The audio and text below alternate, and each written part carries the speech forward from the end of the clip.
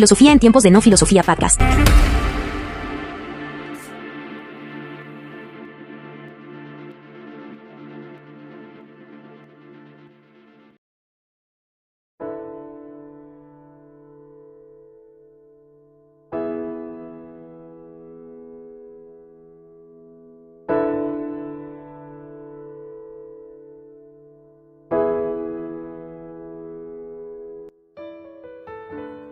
Bienvenidos al episodio número 11 y hoy vamos a hablar de el realismo versus el idealismo en la práctica. En el anterior episodio ya hemos explorado el idealismo y sus representantes, y en el anterior capítulo de ese anterior capítulo hemos explorado también el realismo y sus representantes. Ahora vamos a hacer este versus comparativo para ver cómo se ha moldeado nuestra comprensión del mundo y de la naturaleza humana. Bien, vamos a empezar entonces recordando que el realismo nos invita a ver el mundo tal como es, que el mundo es real, independiente de nuestras interpretaciones, mientras que el idealismo nos muestra que el mundo es un tipo de conciencia, mundo no es independiente de nuestra creación o nuestra interpretación, y esto conlleva a muchas prácticas cotidianas a ver el mundo de forma diferente.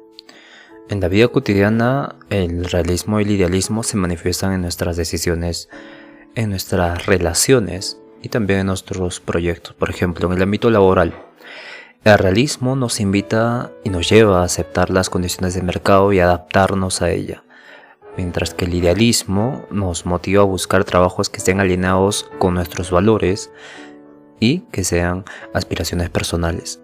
Entonces, en las relaciones interpersonales, el realismo nos ayuda a aceptar a los demás con sus virtudes y defectos, pero el idealismo nos invita a formar conexiones más profundas y significativas. A lo largo de este episodio exploraremos cómo estas dos perspectivas se entrelazan en diferentes contextos, desde la política, la economía hasta la educación y el arte. Veremos cómo el equilibrio entre realismo e idealismo puede ser clave para alcanzar un enfoque más integral y efectivo en la resolución de problemas y también en la consecución de nuestros objetivos o en el resultado de nuestros objetivos. Entonces la pregunta aquí es clave: ¿cómo podemos aplicar el realismo para tomar decisiones pragmáticas sin perder de vista nuestros ideales, combinando el realismo y el idealismo en una forma auténtica de vida? ¿Y de qué manera el idealismo puede impulsarnos a innovar, a transformar la realidad sin caer en la frustración de que el mundo es real, es así, y esto es muy frustrante para algunos ideales muy moralistas, muy específicos? Entonces, hoy día, que es el día 11, vamos a hablar de esta aplicación práctica de realismo y el idealismo. Bien, el realismo, como enfoque práctico y basado en la observación de la realidad, tiene un impacto significativo en diversas áreas de la vida humana. A continuación vamos a explorar la ciencia, la metafísica y dar ejemplos, ¿no? Por ejemplo, en política también, pero en la ciencia hay un ejemplo específico que es sobre el COVID-19, ¿no? En el campo de la medicina, el realismo refleja esta práctica de basar las decisiones clínicas en estudios científicos rigurosos y datos concretos en lugar de suposiciones o tradiciones. Por ejemplo, el desarrollo de vacunas como la COVID-19 se fomentó durante años de investigación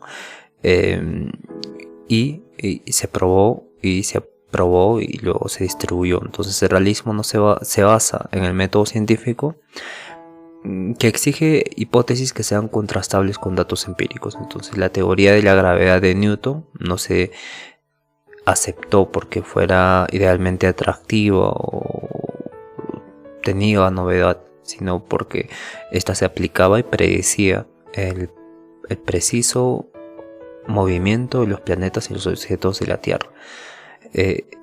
Sin embargo, en política tenemos que ver que el realismo ha influido en la forma en que los estados interactúan entre sí.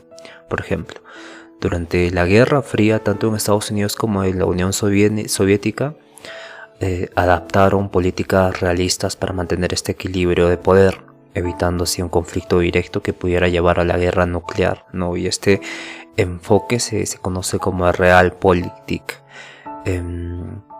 donde esta interacción de estados entre sí lleva a un consenso. Y en la actualidad países como China y Rusia aplican principios realistas al priorizar los intereses estratégicos y económicos en sus relaciones internacionales. Por ejemplo, China ha establecido alianzas comerciales y militares con África y Asia, no por idealismo, sino por expandir su influencia y asegurar los recursos. Es bastante interesante cómo el realismo en la ciencia y en la política nos recuerda la importancia de basar nuestras decisiones en hechos concretos, en un análisis objetivo de la realidad. Sin embargo, este enfoque también plantea preguntas sobre los límites de la pragmática. Por ejemplo, cómo equilibrar el realismo con la ética y los ideales. Y es posible alcanzar un mundo mejor si nos enfocamos únicamente en lo que es, en lugar de lo que podría ser.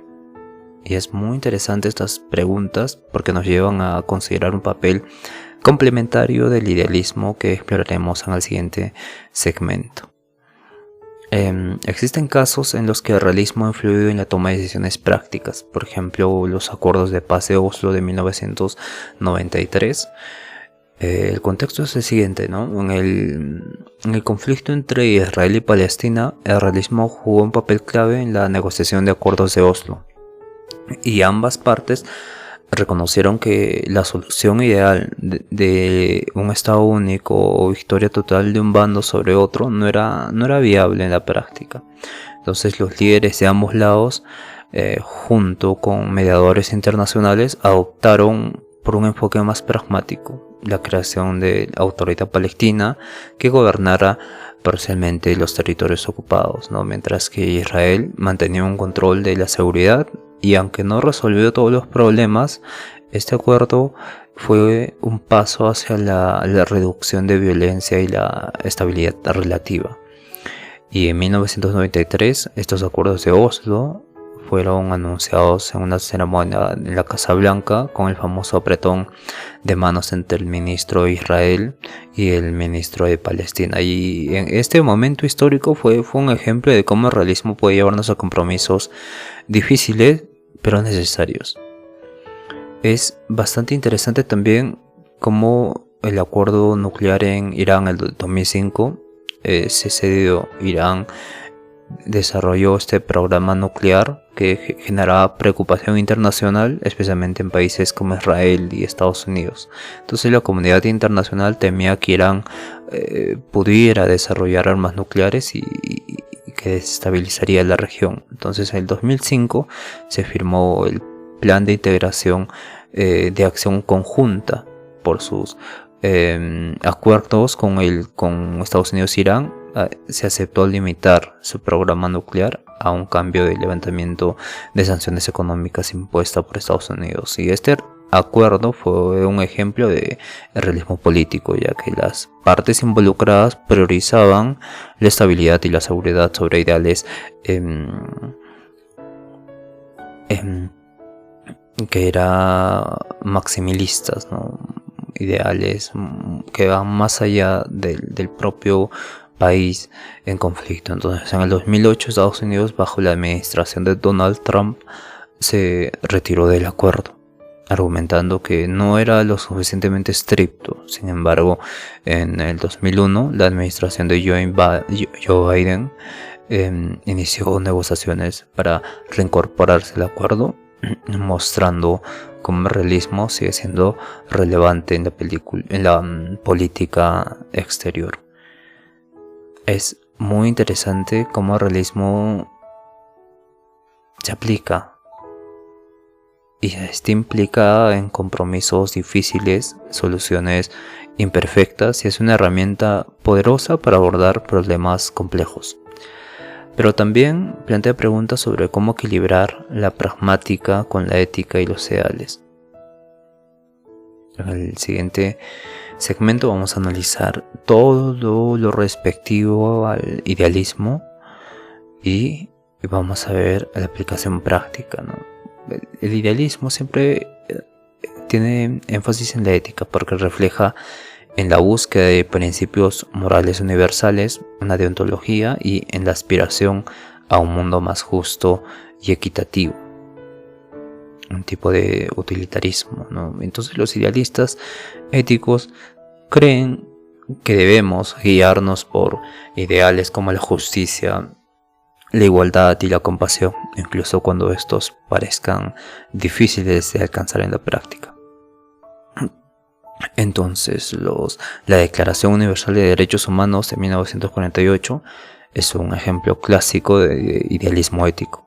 Este documento establece una serie de derechos fundamentales que todos los seres humanos deben disfrutar, como la igualdad, la libertad y la dignidad, ¿no? Aunque muchos no cumplen plenamente estos ideales, la declaración sirve como un faro moral que guía esfuerzos globales para mejorar las condiciones de vida.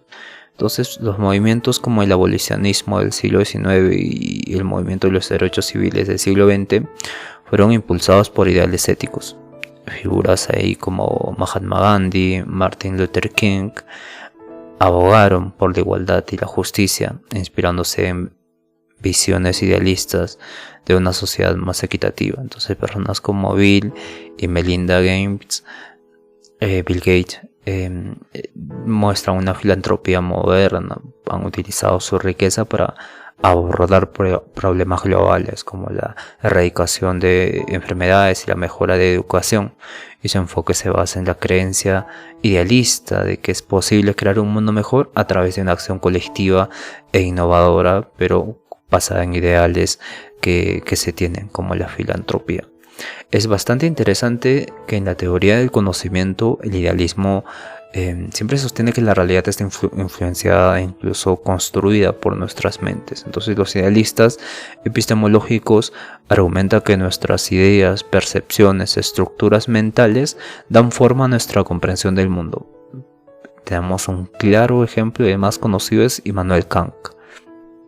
Kant propuso que nuestra experiencia del mundo está mediada por estructuras mentales innatas, a priori, como el espacio y el tiempo en la sensibilidad. Entonces, según Kant, no podemos conocer la realidad en sí misma, el nómeno, sino solo como se nos aparece a través de nuestras categorías mentales, el fenómeno. Y este enfoque idealista ha influido profundamente en la filosofía y la ciencia, ¿no? Y en el campo de la educación, el constructivismo es una teoría idealista que sostiene que el conocimiento no se transmite pasivamente, sino que es construido activamente por los estudiantes a través de una interacción con el mundo. Entonces, pedagogos como Piaget, Vygotsky argumentan que el aprendizaje es un proceso activo y es personal, influido por ideas y también experiencias previas subjetivas del individuo.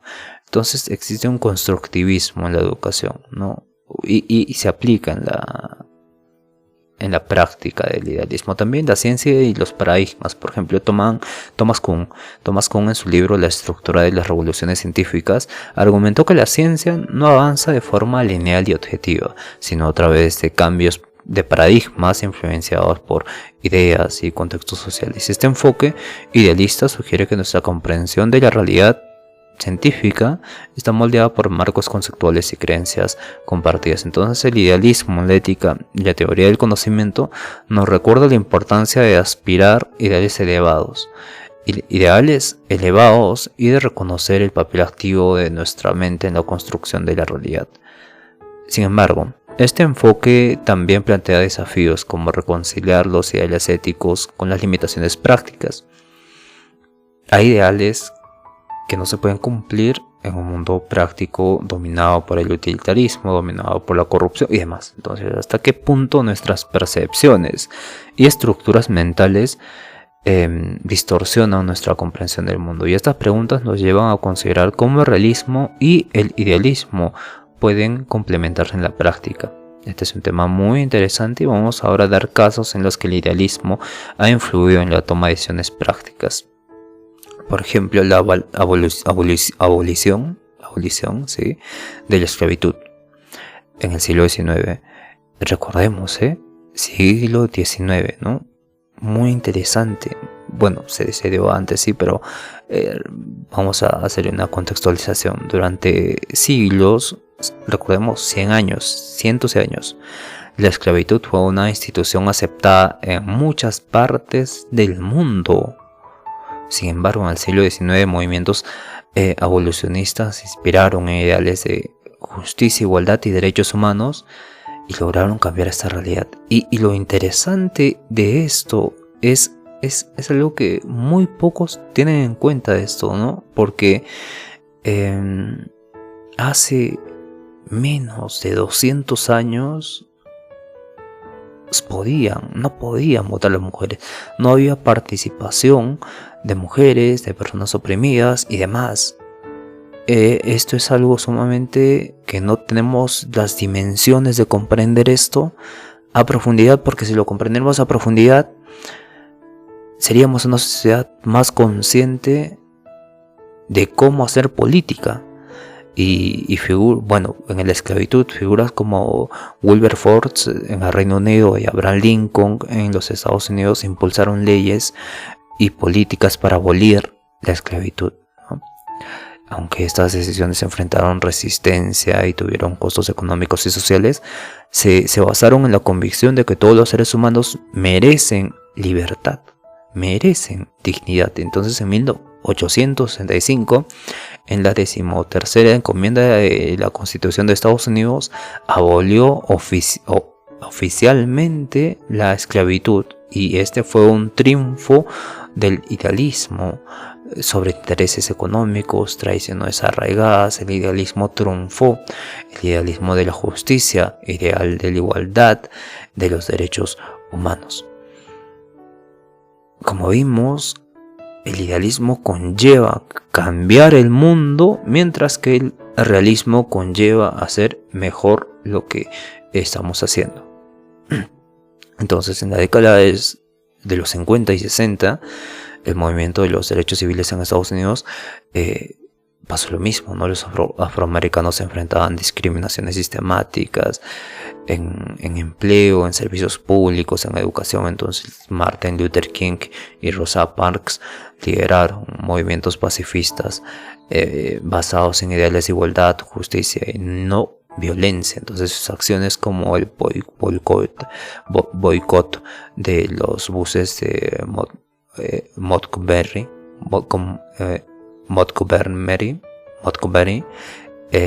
y la marcha sobre Washington llevaron a cambios legislativos significativos, y en 1974 se aprobó recién la Ley de Derechos Civiles en Estados Unidos, que prohibió la discriminación racial en lugares públicos y en el empleo, y esto logró un resultado que tuvo décadas de activismo idealista.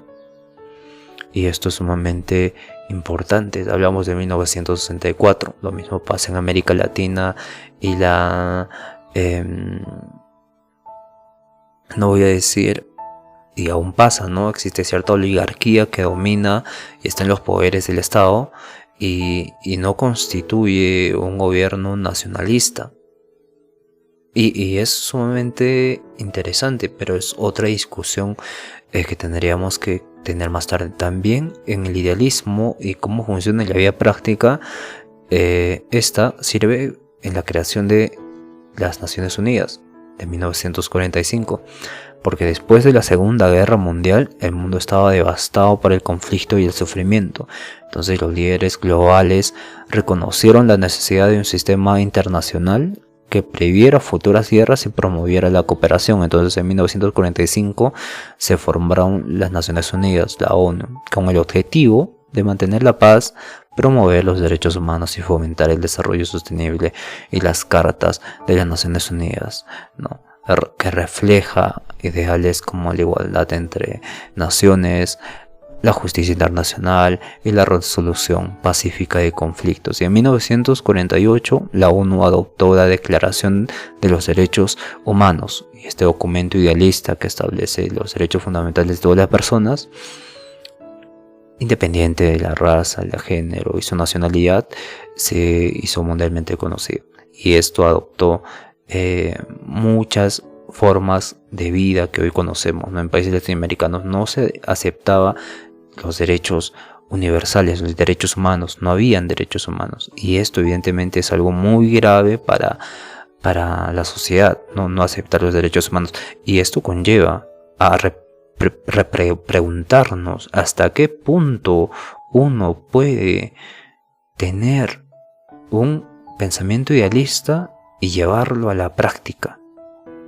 Acuerdos climáticos también el matrimonio igualitario, el movimiento de la independencia de la India en 1947. Durante 200 años la India fue colonia del Imperio Británico. Entonces los indios se enfrentaron a esta explotación económica, esta discriminación, esta falta de derechos políticos.